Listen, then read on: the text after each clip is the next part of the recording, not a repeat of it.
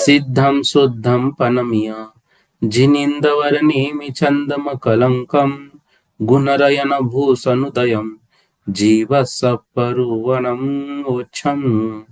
बोलो देवादिदेव 1008 श्री श्रेयांसनाथ भगवान की जय। देवादिदेव 1008 श्री नेमिनाथ भगवान की जय। देवादिदेव 1008 श्री बाहुबली भगवान की जय। सिद्धांत चक्रवर्ती आचार्य श्री नेमि चंद्राचार्य महामुनिराज की जय। संत शिरोमणि आचार्य गुरुवर विद्यासागर जी महामुनिराज की जय। विद्याकुल शिरोमणि आचार्य श्री समय सागर जी महामुनिराज की जय।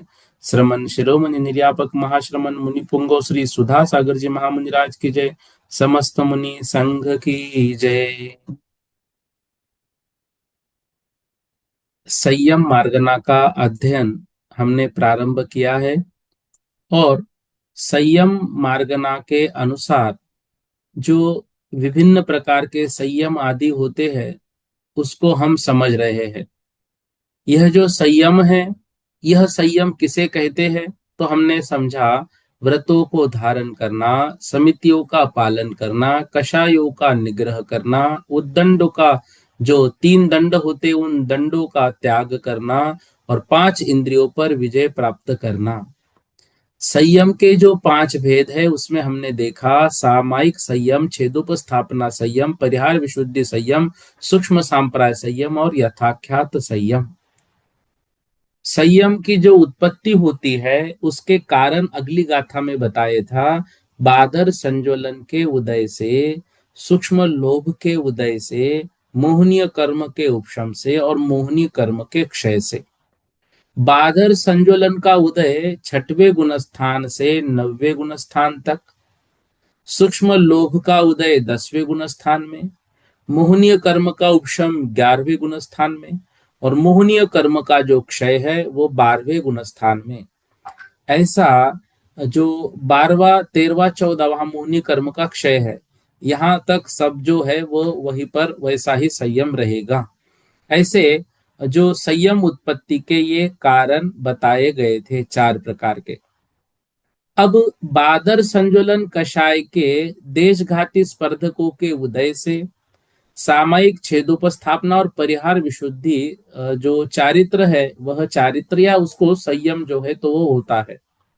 सूक्ष्म कृष्टि को प्राप्त संज्वलन लोभ, सूक्ष्म कृष्टि मतलब अत्यंत, अब जो उसके मतलब वर्गनाए हैं उसके जो अविभागी प्रतिच्छेद है वो बिल्कुल सूक्ष्म को प्राप्त हो गया। ऐसा थोड़ा सा लोभ जहां पर बचा है वो 10वां गुणस्थान, वहां पर सूक्ष्म सांप्राय संयम होता है।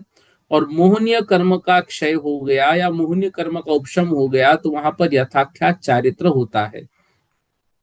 तो सामायिक और छेदोपस्थापना जो संयम होता है 6 से 9वें गुणस्थान तक होता है। परिहार विशुद्धि संयम 6वें 7वें गुणस्थान में, सूक्ष्म सांप्राय जो है वो 10वें गुणस्थान में और यथाख्यात 11वें 12वें 13वें 14वें गुणस्थान तक होता है। इसके उपरांत हमने जो 469 नंबर की गाथा है उसमें देखा था दूसरी अप्रत्याख्यानावरण कषाय के उदय से असंयम वहां पर होता है। फिर तीसरी प्रत्याख्यानावरण कषाय के उदय से विरता विरत, देश विरत, उसको मिश्र विरत या संयमा संयम जो होता है ऐसा 5वां गुणस्थान होता है। इस प्रकार संयम मार्गना में ये असंयम को या संयमा और संयमा संयम को मिलाने से 7 भेद होते हैं। फिर हमने कल जो है सामायिक संयम किसे कहते हैं उसमें पढ़ा, जब जीव सकल संयम को 5 प्रकार के संयम व्रतों को संग्रहण की अपेक्षा से एक यम अर्थात अभेद रूप से मैं सर्व सावध्य का त्याग करता हूं, इस तरह संपूर्ण सावध्य का त्याग करते हैं, इसको सामायिक संयम कहते हैं। यह सामायिक संयम अनुपम है, दुर्लभ है और दुर्हर्ष मतलब बहुत कठिनता से प्राप्त होता है। यह जो सामायिक संयम होता है, यह सामायिक संयम ग्रहण करने के बाद जीव का कल्याण निश्चित है। अब यह संयम धारण करने के बाद जीव जो है वो सामायिक संयम के साथ रहते हैं मुनि महाराज जी, लेकिन क्वचित कदाचित, क्योंकि एक तरह के परिणाम हमेशा नहीं रह पाएंगे, क्वचित कदाचित वो सावध्य उनसे हो जाता है प्रमाद के कारण। अब वो जो सावध्य हो गया मतलब प्रमाद के निमित्त से सामायिक आदि से वो च्युत हो गए, वहां से थोड़ा सा वो दूसरी जगह पर उनका ध्यान चला गया, तो सावध्य क्रिया के करने रूप वहां पर सावध्य पर्याय होती है। अब उसको प्रायश्चित विधि के अनुसार पुनः छेदन करके जो जीव आत्मा को व्रत धारणादिक 5 प्रकार के संयम रूप धर्म में स्थापन करता है, उसको छेदोपस्थापन संयमी कहते हैं। छेद मतलब होता है दोष, उपस्थापन मतलब होता है पुनः स्थापित करना, तो दोषों को दूर करना, ठीक है, उसको कहते हैं छेदोपस्थापना। इस विषय में कल बहुत सारे प्रश्न आए थे, थोड़ा सा इनको समझ लेना। देखिए, दीक्षा धारण करते समय सभी लोग समझना इस विषय को। दीक्षा धारण करते समय साधु पूर्णतया साम्य रहने की प्रतिज्ञा करते हैं, परंतु पूर्ण निर्विकल्पता में अधिक देर टिक नहीं पाते हैं, अधिक देर टिकने में समर्थ नहीं होते हैं, और ऐसी असमर्थता की अवस्था में व्रत, समिति, गुप्ति आदि रूप जो व्यवहार चारित्र है या क्रियानुष्ठान में अपने को स्थापित करते हैं। पुनः कुछ समय पश्चात अवकाश पाकर साम्यता में पहुंच जाते हैं और पुनः परिणामों के गिरने पर विकल्पों में स्थित होते हैं। जब चारित्र मोह का उपशम या क्षय मतलब चारित्र मोहनी का उपशम या क्षय जब तक नहीं होता है, तब तक इसी प्रकार सा जो झूला है वो झूलता रहता है। सामायिक चारित्र, फिर छेदोपस्थापना, फिर सामायिक चारित्र, फिर छेदोपस्थापना। वहां पर निर्विकल्प और साम्य चारित्र का जो नाम है वो सामायिक चारित्र है। सामायिक चारित्र निश्चय चारित्र है और विकल्पात्मक जो चारित्र है उसका नाम छेदोपस्थापना चारित्र है, वो व्यवहार चारित्र है। तो व्यवहार चारित्र में व्रत, समिति, गुप्ति आदि रूप जो व्यवहार चारित्र है, उस समय वे जो मुनि महाराज जी है वे पूर्णतया साम्य नहीं है, पूर्णतया निर्विकल्प नहीं है, वो थोड़ा सा झूला झूल रहे हैं। इस प्रकार से वहां पर वो छेदोपस्थापना चारित्र होता है। इसको लिखते हैं, ये जो साधु है ये व्रत, समिति आदि में जो वास्तव में श्रमणों के मूलगुण है उनमें प्राप्त होता हुआ वह जो श्रमण होते हैं वो छेदोपस्थापना करते हैं। उनके मूलगुण तो है, लेकिन क्वचित कदाचित जो दोष लग गए, सावध्य पर्याय रूप अवस्था जो पुरानी पर्याय है उसको छेद कर दिया और अहिंसादि 5 प्रकार के यमरूप धर्म में अपनी आत्मा को पुनः उन्हें स्थापित कर दिया, वो छेदोपस्थापना है। तो सामायिक से च्युत हो गए और पुनः छेदोपस्थापित हो गए, तो छेदोपस्थापना मतलब ये व्यवहार चारित्र होता है। इस तरह से आत्मा का जो स्थिर होना है वो स्थिर होना हमेशा नहीं रह सकता है। तो इस कारण से वे मुनि महाराज जी देखो, हिंसा दिक का तो उनका पूर्णतया त्याग है, लेकिन क्वचित कदाचित अनिच्छा लिखा है वहां पर। अनिच्छा, अनिच्छा मतलब अनिच्छा से प्रमाद के कारण, जानबूझ के तो किसी जीव की हिंसा नहीं करते वो, अनिच्छा से उनका सावध्य मतलब सावध्य का अर्थ पाप होता है, सावध्य का अर्थ होता है जो सामायिक का उनका चारित्र है वहां से थोड़ा सा च्युत होना और फिर वहां से वो अपने आप को पुनः स्थापित करते हैं, उसको कहते हैं छेदोपस्थापना। तो निर्विकल्प सामायिक में आरूढ़ता जब आ जाती है तब वो जीव आगे बढ़ता है।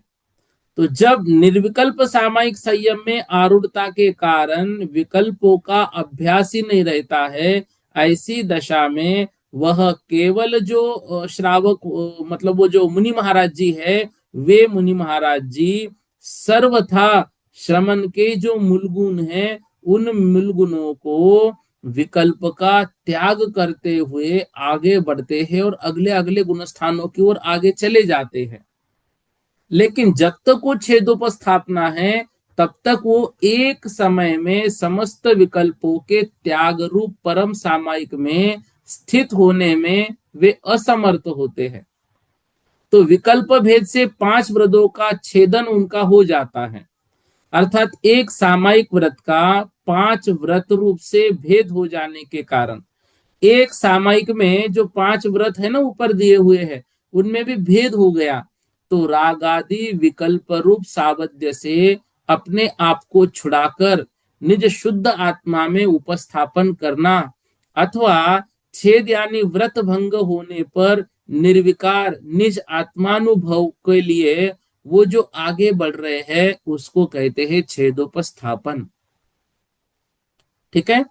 अब संपूर्ण व्रतों की सामान्य की अपेक्षा से एक मानना, इसको हमने अभी देखा था ना, गाथा में एक यम लिखा है। तो एक यम को जो ग्रहण करने वाला होने से सामायिक शुद्ध संयम द्रव्यार्थिक नए रूप है, और उसी व्रत के 5 अथवा अनेक प्रकार के भेद करके धारण करने वाला होने से छेदोपस्थापना शुद्ध संयम पर्यायार्थिक नए रूप है। यहाँ पर तीक्ष्ण बुद्धि मनुष्यों के लिए द्रव्यार्थिक नय का उपदेश है, और मंद बुद्धि प्राणियों के अनुग्रह के लिए पर्यायार्थिक नय का उपदेश है। इसलिए दोनों संयमों में अनुष्ठानकृत कोई विशेषता नहीं है। तो इस कारण से मतलब ये ऐसा मत समझना कि छेदोपस्थापना वाले में कोई दोष है, दोष नहीं है। देखो, अभी उतना सहनन उत्कृष्ट नहीं है कि सामायिक जो चारित्र है उसमें अपनी आत्मा को स्थित लगा सके या एक जैसा ही स्थिर रख सके। तो क्वचित कदाचित उसमें दोष लग सकते हैं। अब एक प्रश्न और आया था कि मतलब तत्वार सूत्र में हमने जो छेदोपस्थापना पढ़ा है, तो वहां पर ही इसको हम लगाए क्या? नहीं, देखो, वो जो है वो छेद उपस्थापन वहां का वो विषय ही अलग है। वह क्या है? वह प्रायश्चित है। देखो, प्रायश्चित जो होता है, मतलब प्रायश्चित तप का जब वर्णन हम पढ़ते हैं तो वहां पर हम उसके बहुत सारे भेदों को पढ़ते हैं प्रायश्चित तप में। तो जो प्रायश्चित तप है, वो प्रायश्चित तप में छेद और उपस्थापन ये विषय आते हैं। ठीक है ना? तो वो छेद वहां पर अलग है, उपस्थापन अलग है। छेद उपस्थापन वहां एक शब्द नहीं है। वहां पर देखो, आलोचना प्रतिक्रम तदुभय, मतलब एक साथ आलोचना प्रतिक्रम, विवेक, उत्सर्ग, तप, छेद, मूल, परिहार और श्रद्धान, ऐसे उस प्रायश्चित के 10 भेद वहां पर किए जाते हैं। ठीक है। तत्वार सूत्र में जब हम इसको पढ़ते हैं तो तत्वार सूत्र में जो आलोचना प्रतिक्रम तदुभय विवेक उत्सर्ग तपच्छेद परिहार उपस्थापना, ठीक है ना, तो ये वहां पर जो है 9 प्रकार का प्रायश्चित होता है। तो वास्तविकता में वो 10 है, लेकिन एक जो मूल है, वो मूल प्रायश्चित का भेद उसमें नहीं दिया है आचार्य उमा स्वामी महाराज ने। बाकी आचार्यों ने वो लिया है, तो वो 10 प्रकार का मानते हैं। आचार्य उमा स्वामी जो है 9 प्रकार का मानते हैं। तो आलोचना करना, प्रतिक्रमण करना, आलोचना प्रतिक्रमण दोनों करना है, तदुभय है। विवेक प्रायश्चित होता है, मतलब अपने आप से उत्सर्ग कुछ छोड़ दिया, तप कर लिया। अब ये मतलब किसी को ऐसा कहते कि भाई तुम आप अपने पापों की आलोचना करो, यही प्रायश्चित है। प्रतिक्रमण करो, यही प्रायश्चित है। दोनों करो, यही प्रायश्चित है। विवेक लगाओ, ये प्रायश्चित है। उत्सर्ग, ये इसका त्याग करो, ये उत्सर्ग प्रायश्चित है। तप, इतने दिन तक तप करना है, कुछ भोजन करना नहीं है या कुछ उपवास दे दिए, वो तप। छेद मतलब होता है उनकी दीक्षा को छेद दिया जाता है। छेद दिया जाता मतलब कपड़े नहीं पहनाए जाते। मतलब कोई साधु जो है वो हो सकता है कि उनको 12 वर्ष दीक्षा लेकर हो गए, लेकिन उनसे कुछ गलती हो गई, तो आचार्य महाराज उनको कहते हैं तुम्हारी 3 साल की दीक्षा का छेद हो गया। मतलब 12 वर्ष दीक्षा लेकर हो गए, लेकिन अब उनको ये कहा जाएगा कि आपके अभी दीक्षा के 9 ही वर्ष माने जाएंगे। अगर उस बीच में किसी की दीक्षा हुई होगी, मान लो कोई 10 साल से दीक्षा लेने वाला था, अभी तक वे साधु जो थे वो 12 साल वाले वो बड़े थे और 10 साल वाले छोटे थे, लेकिन अब इनके 3 साल माइनस होने से इनकी दीक्षा मानी जाएगी 9 वर्ष की। अब क्या होगा, अब ये 9 वर्ष की इनकी दीक्षा होने से क्या हो गया, वो 10 साल वाले साधु इनसे बड़े हो जाएंगे। इस प्रकार से होता है छेद। और उपस्थापन होता है मतलब उनकी दीक्षा का पूर्ण रूप से छेद करके उनको पुनः नई दीक्षा दी जाती है। जब कोई उनको शरीर की बहुत बड़ी बाधा आ जाए या कुछ और तकलीफ आ जाए, तो ऐसे प्रसंगों में जो है तो वहां पर जो छेद और उपस्थापन वो अलग अलग प्रकार से होता है। ये दोनों भी आपको बताया। तो वो जो प्रायश्चित तप के भेद है, वो भेद अलग अलग है।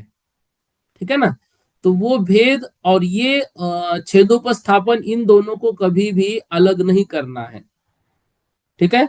तो इन दोनों को जो है तो वो मतलब कभी भी छेदोपस्थापना चारित्र अलग बात, छेद और जो उपस्थापन प्रायश्चित है वो अलग बात।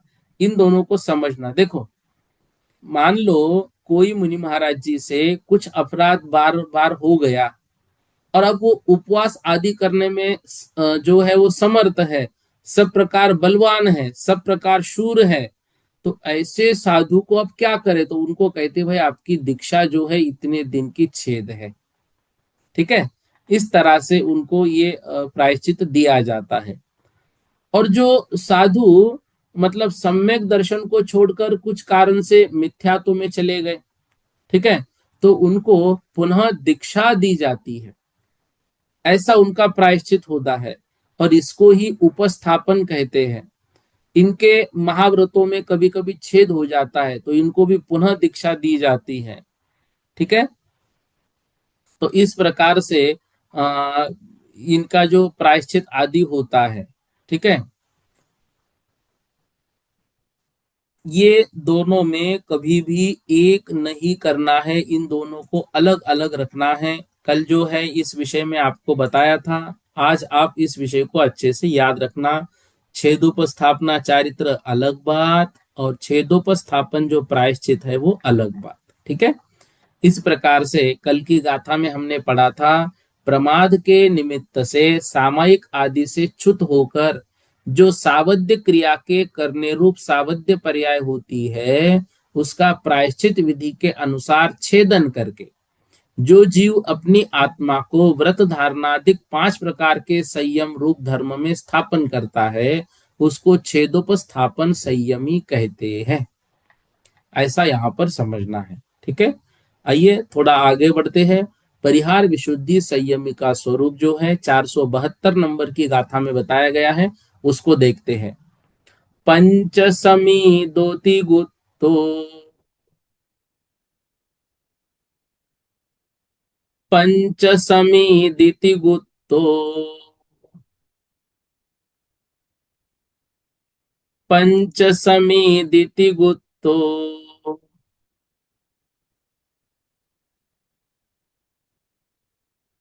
परिहरई सदा विजोहु सावत्रम, परिहरई सदा विजोहु सावत्रम, पंचेकजमो पुरिसो, पंचेकजमो पुरिसो, परिहारय संजदो सोहु, परिहारय संजदो सोहु। एक साथ बोलेंगे। पंच समी दोति गुत्तो, परिहरई सदा विजोहु सावत्रम, पंचेकजमो पुरिसो, परिहार संजदो सोहु। देखो, परिहार विशुद्धि इस संयम के विषय में बता रहे हैं। पंच समी दो, 5 समिति से युक्त, ईर्या भाषणा ऐषणा आदान निक्षेपण और उत्सर्ग। तिगुत्तो तीन गुप्तियों से सहित मन वचन काय। परिहरई, परिहरई मतलब दूर करते हैं, परिहरई मतलब दूर करते हैं, सदा भी हमेशा ही। जो कु मतलब निश्चय से, सावत्रम मतलब सावध्य, हिंसादि दोष युक्त कर्मों को। पंचेक जमो, पंच एक जमो जो पांच प्रकार के संयमों में यह विशिष्ट संयमधारी पुरुषो पुरुष जीव है। परिहार संजदो सोहु, वे परिहार विशुद्धि संयम से युक्त है। जो पांच प्रकार के संयमियों में से सामान्य अभेद रूप से अथवा विशेष भेद रूप से सर्वथा सर्व सावध्य का परित्याग करने वाला जो जीव पांच समिति तीन गुप्ति को धारण कर उनसे युक्त रहकर सावध्य का त्याग करता है, उस पुरुष को परिहार विशुद्धि संयमी कहते हैं। अर्थात जो इस तरह से सावध्य से सदा दूर रहता है, वह जीव पांच प्रकार के संयमियों में तीसरे परिहार विशुद्धि संयम का धारक माना जाता है। ये जो परिहार विशुद्धि संयम है, यह परिहार विशुद्धि संयम थोड़ा और भी अलग है। मतलब ये कैसे होता है, किसको होता है, इस विषय में और भी वर्णन है, लेकिन वह वर्णन अगली गाथा में है, उसको भी हम पढ़ेंगे, ठीक है ना। लेकिन यहां पर हमको क्या समझना है, जो पांच समिति तीन गुप्ति से संयुक्त जो जीव सदाकाल हिंसा रूप सावध्य का परिहार कर रहा है और सामयिक आदि पांच संयमों में परिहार विशुद्धि नामक संयम को धारण करके अपनी आत्मा के कल्याण में लगाए हैं, ऐसे जो जीव हैं उनका जो है, उनका यहाँ पर परिहार विशुद्धि जो है तो वो संयम होता है, परिहार विशुद्धि को वो प्राप्त करते हैं। तो ये जो परिहार विशुद्धि संयम वाले जीव होते हैं, मुनि महाराज जीव होते हैं, इनका वो संयम मतलब सभी प्रकार की हिंसा से दूर करने वाला है। मतलब इनके विहार आदि से भी जो हिंसा आदि है वो नहीं होती है। इस प्रकार से उत्कृष्ट संयम इनका माना जाता है। तो ये जो परिहार विशुद्धि संयम वाले मुनि महाराज जी है, ये मुनि महाराज जी सामयिक आदि जो उनका मतलब संयम है, इस संयम में तो अपनी आत्मा को लगा ही रहे हैं, ठीक है ना।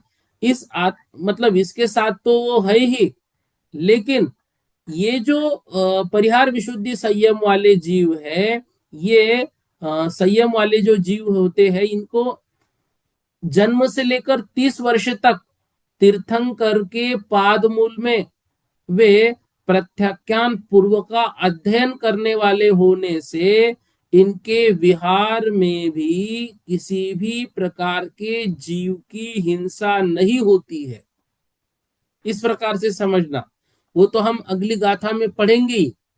लेकिन परिहार विशुद्धि जो मतलब संयम है, इसका जो जघन्य काल अंतर्मूर्त है, तो इसको प्राप्त होकर जघन्य काल में रहकर अन्य गुणस्थान को जीव प्राप्त हो जाता है, तो अंतर्मूर्त काल इनका हो जाता है।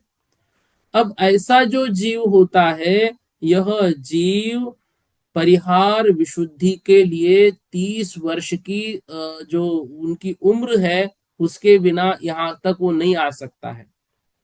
इस गुणस्थान को मतलब वो छठवें और सातवें इन दो गुण स्थानों में ही यह जो जीव है परिहार विशुद्धि वाला वह होता है। इनके पास पीछी कमंडल के अतिरिक्त और कुछ भी नहीं होता है। इनको जो वेदना आदि होती है उनका कभी भी ये प्रतिकार नहीं करते हैं। अपनी पीछी आदि से शरीर पूछना वगैरह वो कार्य वो करते ही नहीं है, ठीक है। इस प्रकार से इस परिहार विशुद्धि की जो विशेषता है वह और भी है, वो एक गाथा को और समझकर फिर हम उस पर चर्चा करेंगे। परिहार विशुद्धि संयम। देखो 473 नंबर की गाथा। तीसम वासो जम्मे, तीसम वासो जम्मे, वासपुदत्थम कुतिथयर मूले, वासपुदत्थम कुतिथयर मूले, पच्चखानम पढ़िदो, पच्चखानम पढ़िदो,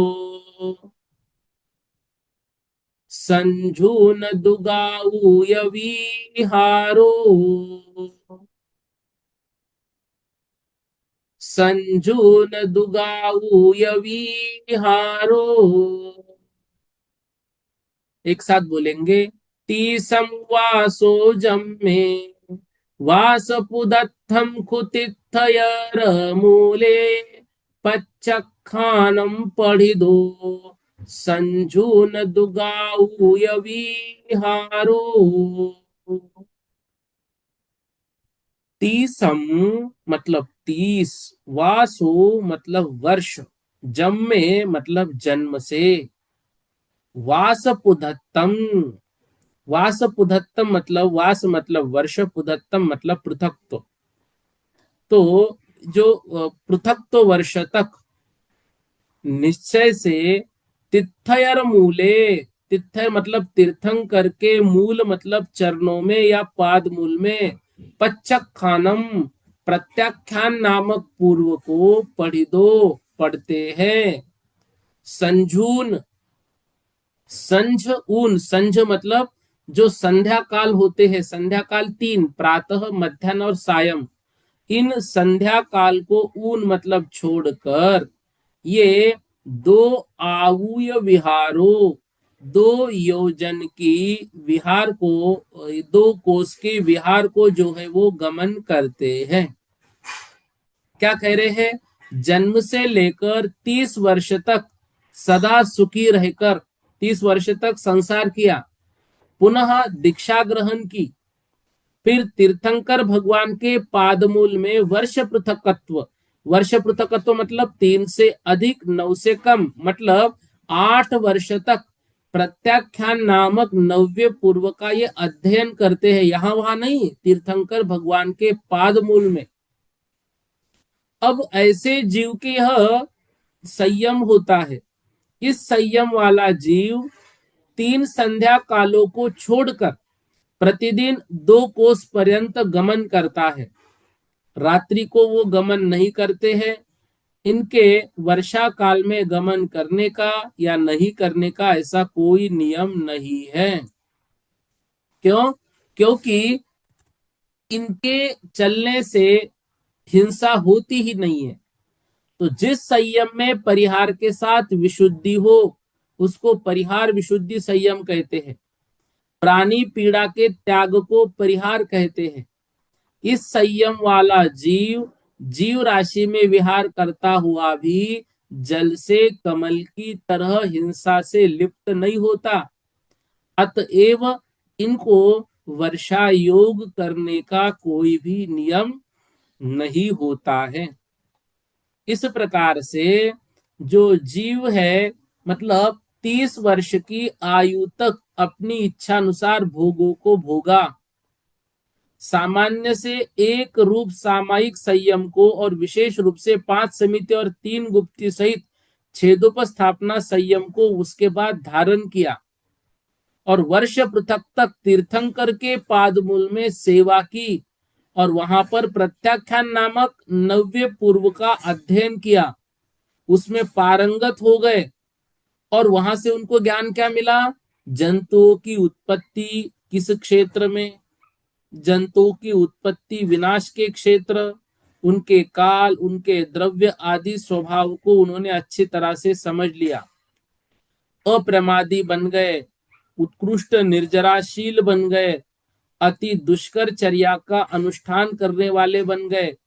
ऐसे जीव परिहार विशुद्धि संयम को धारण करके ये कमल पत्र के समान, मतलब जैसे वो कमल पत्र पर डाला हुआ पानी उससे भिन्न होता है, ऐसे ये जीव छह काय के जीव समूह वाले स्थान में विहार करने के बाद भी पापों से लिप्त नहीं होते हैं, क्योंकि उन जीवों की हिंसा इनसे होती ही नहीं है।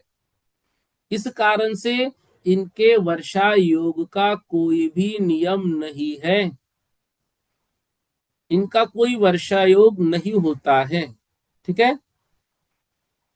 इस प्रकार से ये परिहार विशुद्धि जो है वो संयम होता है। हमने देखा ये जो मुनि महाराज जी होते हैं, ये मुनि महाराज जी उत्कृष्ट चर्या के धारण करने वाले होने से इनके माध्यम से कोई हिंसा नहीं हो रही है। ये जब बोलते भी है ना, मान लो किसी जीव की कोई शंका आदि हो तो उसको दूर करने के लिए बाकी सब कार्यों में ये मौन रहते हैं, कभी कुछ नहीं बोलते हैं। ठीक है ना। ऐसे ये साधु जो होते हैं, वे साधु परिहार विशुद्धि को धारण करते हैं। ठीक है। इस प्रकार से परिहार विशुद्धि संयम की विशेषता जो है वह आगम में बताई गई है। अब ये परिहार विशुद्धि चारित्र वाले जो मुनि महाराज जी है, ये पंचम काल में हो सकते हैं क्या? देखो, पंचम काल में जो चतुर्थ काल के जीव तीर्थंकर बन के आए हैं भगवान महावीर स्वामी जैसे, उनके समय में ही संभव है। बाकी तो ऐसे चारित्र वाले मुनि महाराज जी चतुर्थ काल में ही होते हैं, क्योंकि तीर्थंकर का पादमूल आवश्यक है। अब पंचम काल में भगवान महावीर स्वामी का यहाँ पर समवसरण था, वहां पर अब देखो वो भी कितने वर्ष था, उतने मतलब यदि वो अध्ययन कर पाए उतना हो तो वहां पर हो सकते हैं। मतलब उनके लिए अभाव का कोई प्रसंग तो नहीं लिखा है, लेकिन ऐसे जीव जो है तीर्थंकर के पादमूल का आवश्यक होने के कारण ये जो है ये मतलब चतुर्थ काल में ही अधिकतर होते हैं। ठीक है। अब देखो सूक्ष्म सांप्राय संयम किनके होता है, उनका स्वरूप यहाँ पर 474 नंबर की गाथा में बता रहे हैं। अनुलोहम वेदंतो, अनुलोहम वेदंतो जीवो वसाम गोवखव गोवा, जीवो वसाम गोवखव गोवा, सो सुहुम सांपराहो, सो सुहुम सांपराहो, जह खादे नूनवो किंची, जह खादे नूनवो किंची। एक साथ बोलेंगे, अनुलोहम वेदंतो जीवो वसाम गोवखव गोवा, सो सुहुम सांपराहो, जह खादे नूनवो किंची। सूक्ष्म सांपराय, सूक्ष्म लोभ, कौन सा गुणस्थान? 10वां गुणस्थान। अनुलोहम वेदंतो, अनुलोहम, अनु मतलब अनुमात्र, बिल्कुल छोटा सा लोभ, अत्यंत सूक्ष्म लोभ। वेदंतो मतलब उसको अनुभव करते हैं। ऐसा जीव उव सामगो, या तो उपशम श्रेणी वाला हो सकता है, अथवा खवगो, या फिर क्षपक श्रेणी वाला हो सकता है। वह जीव सुहुम सांपराओ, सूक्ष्म सांपराय, सूक्ष्म संयम अवस्था वाला होता है। जह खादेन मतलब जो यथाख्यात संयम है, ऊन वो किंचित, यथाख्यात संयम के बराबर ही है, लेकिन किंचित ऊन वो, किंचित ऊन है, ज्यादा नहीं है, थोड़ा सा ही अंतर है। तो जिस उपशम श्रेणी वाले अथवा क्षपक श्रेणी वाले जीव के अनुमात्र लोभ सूक्ष्म कृष्टि को प्राप्त लोभ कषाय के उदय का अनुभव होता है, उसको सूक्ष्म सांप्राय संयमी कहते हैं। इसके परिणाम यथाख्यात चारित्र वाले जीव के परिणामों से कुछ ही कम होते हैं, क्योंकि यह संयम 10वें गुणस्थान में होता है और यथाख्यात संयम 11वें गुणस्थान से शुरू होता है। इस कारण से इनके जो परिणाम है, ये परिणाम किंचित ही ऊन कहे हैं, थोड़े ही कम। तो अनुमात्र अर्थात सूक्ष्म लोभ का अनुभव करने वाला उपशम श्रेणी का आरोहक या फिर क्षपक श्रेणी का आरोहक जीव सूक्ष्म सांप्राय संयम वाला होता है। यह संयम यथाख्यात संयम से किंचित न्यून है, ज्यादा अंतर नहीं है, थोड़ा सा ही अंतर जो है अब इनके होता है। इस प्रकार से ये जो मतलब मुनि महाराज जी है, ये सूक्ष्म सांप्राय संयम वाले होते हैं। ऐसे मुनि महाराज जी 10वें गुण स्थान में या तो उपशम श्रेणी के साथ है या फिर क्षपक श्रेणी के साथ है। ये क्या विहार आदि अवस्था में है? बिल्कुल नहीं, ये मात्र ध्यानस्थ अवस्था में है। ध्यानस्थ अवस्था में इनकी चर्या सर्वोत्कृष्ट चर्या। देखो, सामायिक एवं छेदोपस्थापना संयम, उससे उत्कृष्ट सूक्ष्म सांप्राय संयम, उससे उत्कृष्ट यथाख्यात संयम। सामायिक और छेदोपस्थापना, उससे भी थोड़ा सा जो परिहार विशुद्धि है वो उत्कृष्ट, उससे उत्कृष्ट सूक्ष्म सांप्राय और उससे उत्कृष्ट यथाख्यात संयम होता है। इस प्रकार से संयम के विषय में अभी तक हमने सूक्ष्म सांप्राय का विषय पढ़ा। थोड़ा सा आज यथाख्यात संयम को भी हम पढ़ेंगे, फिर विषय में आगे जो है तो बढ़ेंगे। अब देखो, जो परिहार विशुद्धि है, परिहार विशुद्धि मतलब जो वो मुनि महाराज जी है, वो मुनि महाराज जी उनसे उत्कृष्ट सूक्ष्म संप्राय वाले और उनसे भी उत्कृष्ट जो है वो यथाख्यात चारित्र वाले, यथाख्यात चारित्र वाले मुनि महाराज, मतलब यूं समझना 12वें गुणस्थान में वो भगवान से थोड़े ही कम है और 13वें गुणस्थान में तो भगवान साक्षात बन ही गए हैं। ठीक है ना। अब वो मुनि महाराज नहीं, वो तो भगवान हो गए हैं। ऐसे यथाख्यात चारित्र का जो है यहाँ पर अभी हम अध्ययन करते हैं, फिर विषय में थोड़ा सा और भी समझेंगे। यथाख्यात संयम का स्वरूप देखो, 475 नंबर की गाथा। उवसन्ते खीने वा, उवसन्ते खीने वा, असुहे कम्पम्पि मोहनीयम्मि,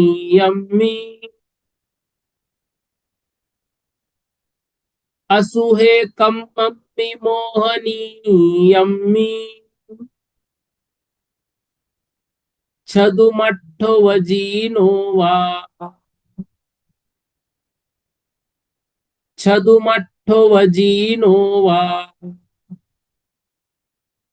जह खादो संजदो सोदू, जह खादो संजदो सोदू। एक साथ बोलेंगे, उवसन्ते खीने वा, असुहे कम्पम्पि मोहनीयम्मि, छदुमट्ठो वजीनो वा, जह खादो संजदो सोदू। उवसन्ते उपशम होने पर 11वें गुणस्थान में, 11वें गुणस्थान वाले जीव, खीने क्षीण होने पर, मतलब मोहनीय कर्म का पूर्ण क्षय हो गया, 12वें गुणस्थान वाले जीव, वा असूहे कम्मम्मी मोहनीयम्मी, अशुभ कर्म में जो मोहनीय कर्म है उनमें छदुमट्ठो, जो छदमस्त है, अपूर्ण ज्ञानी क्षायोक्षमिक अवस्था वाले जीव वे जीनो, अथवा या फिर जीनो मतलब केवली क्षायिक अवस्था वाले। जह खादो, अब देखो जो मोहनीय अशुभ कर्म है, उस मोहनीय अशुभ कर्म का उपशम यदि हो गया तो वो 11वें गुण स्थान में, क्षय हो गया 12वें गुण स्थान में, और पूर्ण क्षायिक अवस्था वाले केवली है तो जिन अवस्थान में, मतलब जिनेन्द्र भगवान के अवस्था में। जह ख्यादो मतलब यथाख्यात जो आत्मा का वास्तविक स्वरूप है, उस स्वरूप में संयमों से, संजदो मतलब संयम से युक्त वह जीव निश्चय से होता है। तो अशुभ रूप मोहनीय कर्म के सर्वथा उपशम हो जाने से 11वें गुणस्थानवर्ती जीवों के, सर्वथा क्षीण हो जाने से 12वें गुणस्थानवर्ती जीवों के, 13वें 14वें गुणस्थान वाले जिन जिनेन्द्र भगवान जीवों के यथाख्यात संयम होता है।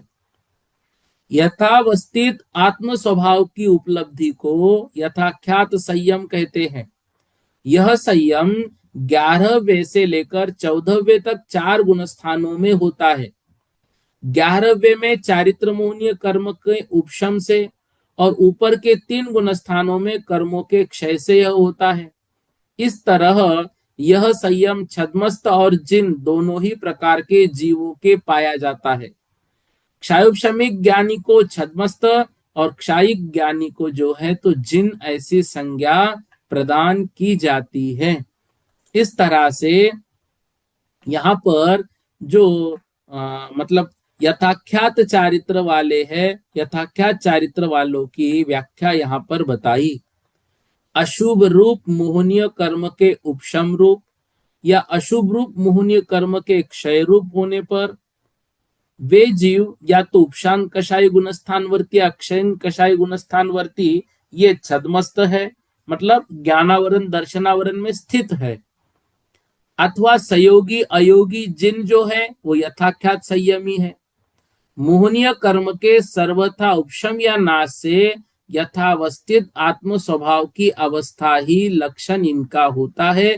ऐसे यथाख्यात चारित्र के धारी जो मुनि महाराज जी है वे सर्वोत्कृष्ट वास्तविक चारित्र को धारण करने वाले हैं। ठीक है, तो इसमें छद्मस्त कौन? 11वें 12वें गुणस्थानवर्ती। वैसे तो छद्मस्त 1 से लेकर 12वें तक है, लेकिन ये यथाख्यात चारित्र की बात कर रहे हैं, तो यथाख्यात चारित्र वाले छद्मस्त 11वें 12वें गुणस्थानवर्ती, और जो जिन संज्ञा दी वो सर्वज्ञ सयोग केवली और अयोग केवली वाले, उनके लिए वह संज्ञा दी गई है। ठीक है, तो इस प्रकार से मोहनीय कर्म के अभाव से यह यथाख्यात संयम होता है। यथाख्यात संयम का गुणस्थान 11वां 12वां 13वां 14वां, सूक्ष्म संप्रदाय का गुणस्थान 10वां, सामायिक एवं छेदोपस्थापना संयम का जो गुणस्थान है वह 9वां 8वां और 7वां, मतलब 7 8 9। ठीक है, और जो परिहार विशुद्धि संयम है उनका गुणस्थान 6वां 7वां। ठीक है, फिर जो संयमा संयम है वह तो 5वां हमको मालूम है, और असंयम जो है वो 1 से 4 गुणस्थान तक होता है। इस प्रकार से जो यथाख्यात चारित्र है वो यथाख्यात चारित्र सर्वोत्कृष्ट चारित्र वाला जीव होता है।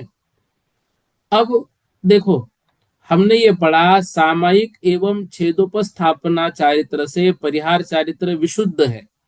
ठीक है, लेकिन जो 9वें गुण स्थान में सामयिक और छेदोपस्थापने वाला जीव है वो परिहार विशुद्ध वालों से भी उत्कृष्ट है, और उसके ऊपर सूक्ष्म सांप्रदाय और उसके ऊपर जो है यथाख्यात चारित्र वाले उत्कृष्ट होते हैं।